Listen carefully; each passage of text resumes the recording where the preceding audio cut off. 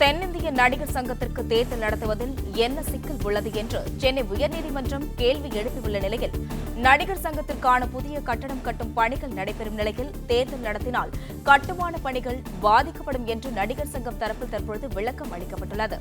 இதுகுறித்து கூடுதல் விவரங்களை வழங்குவதற்காக செய்தியாளர் ஆனந்த் இணைப்பில் உள்ளார். வணக்கம் ஆனந்த், இதுகுறித்து விவரங்களை பகிரலாம்.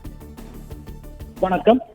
தென்னிந்திய நடிகர் சங்கத்தின் தேர்தல் நடைபெற்று கடந்த 2022ஆம் ஆண்டு சங்கத்தின் தலைவராக நாசர், பொதுச் செயலாளராக விசால், பொருளாளராக கார்த்தி உள்ளிட்டோர் செயல்பட்டு வருகின்றனர். இந்த நிலையில் தேர்ந்தெடுக்கப்பட்ட நிர்வாகிகளின் பதவிக்காலம் முடிவடைந்த நிலையில் கடந்த 2024ஆம் ஆண்டு செப்டம்பர் 8ஆம் தேதி நடந்த நடிகர் சங்க பொதுக்குழு கூட்டத்தில் நடிகர் சங்கத்தின் புதிய கட்டுமான பணிகள் நடைபெற்று வருவதாக கூறி மேலும் தற்போதைய நிர்வாகிகளுடைய பதவிக்காலத்தை மேலும் 3 ஆண்டுகள் நீட்டித்து தீர்மானம் நிறைவேற்றப்பட்டது.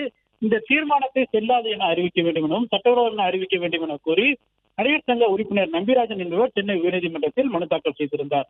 இந்த வழக்கு உயர்நீதிமன்ற நீதிபதி தனபால் முன்பாக விசாரணைக்கு வந்தது. அப்பொழுது நம்பிராஜன் தரப்பில் ஆஜரான வழக்கினர் பதவிக்காலத்தை நீட்டித்து சங்கத்தின் சட்டத்திட்ட விதிகளுக்கு எதிராக மற்றும் தமிழ்நாடு சங்கத்தின் பதிவு சட்ட விதிகளுக்கும் எதிரானது எனவும் தெரிவித்தார்.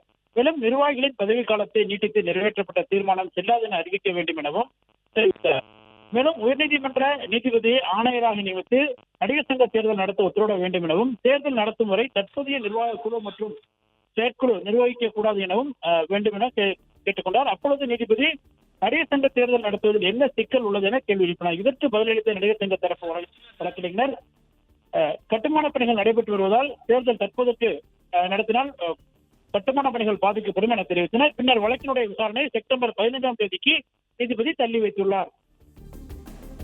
பிளே ஸ்டோர் மற்றும் ஆப் ஸ்டோரில் இருந்து பாலிமர் செயலியை QR கோடு மூலம் பதிவிறக்கம் செய்யுங்கள். செய்திகளை உடனுக்குடன் பெறுங்கள்.